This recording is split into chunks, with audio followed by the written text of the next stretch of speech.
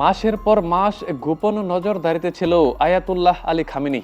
তার চলাফেরা, নিরাপত্তা বলয়, বৈঠকের রুটিন সবকিছুই নিখুঁতভাবে বিশ্লেষণ করছিল আমেরিকান গোয়েন্দা সংস্থা।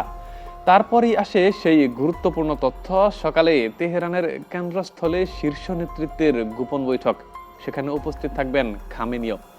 খবর নিশ্চিত হতেই বদলে যায় আক্রমণের ছক। রাতের পরিকল্পনা বাতিল, মুহূর্তেই কৌশল পাল্টায় যুক্তরাষ্ট্র ও ইসরায়েল। লক্ষ্য একটাই, এক আঘাতেই ইরানের রাজনৈতিক ও সামরিক নেতৃত্বে বড় সড় ধাক্কা দেওয়া। ইসরায়েল আগে থেকেই জানত একই কমপ্লেক্সে জড়ো হচ্ছেন ইরানের শীর্ষ নিরাপত্তা ও সামরিক নেতৃত্ব।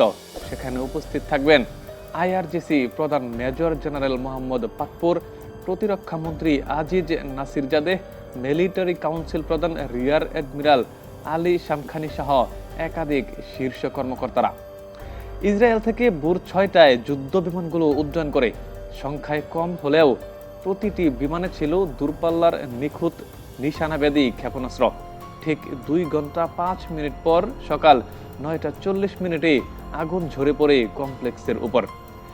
এক ভবনে ছিলেন জাতীয় নিরাপত্তা সংশ্লিষ্ট কর্মকর্তারা, পাশের ভবনেই অবস্থান করছিলেন দেশটির সর্বোচ্চ নেতা আয়াতুল্লাহ আলী খামেনি।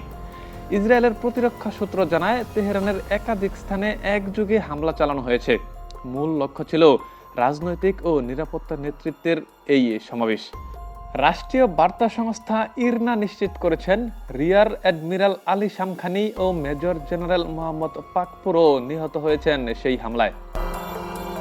গত বছরের 12 দিনের রক্তক্ষয়ী সংঘাতের পর থেকেই যুক্তরাষ্ট্র ও ইসরায়েল ইরানের শীর্ষ নেতৃত্বের যোগাযোগ, গোপন চলাচল আর নিরাপত্তা বলয়ের ফাঁক ফোকর খুঁজতে শুরু করে।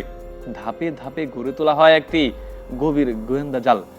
মার্কিন কর্মকর্তারা জানিয়েছেন, গত জুনে ইরানের পারমাণবিক স্থাপনায় হামলার যে নেটওয়ার্ক ব্যবহার করা হয়েছিল, সাম্প্রতিক অভিযানেও ঠিক সেই একই গোপন চ্যানেলই সক্রিয় ছিল।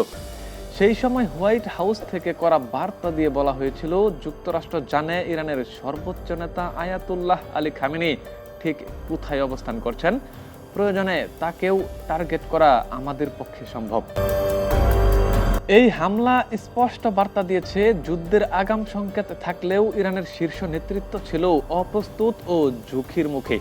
নির্ভরযোগ্য সূত্রের দাবি, অভিযানে গোয়েন্দা সংস্থার জ্যেষ্ঠ নেতৃত্বের বড় অংশই গুরুতরভাবে ক্ষতিগ্রস্ত হয়েছে। তবে শেষ মুহূর্তে কৌশলে সরে যেতে সক্ষম হন এক শীর্ষ গোয়েন্দা কর্মকর্তা, যা পুরো ঘটনার নাটকীয়তা আরও বাড়িয়ে দিয়েছে।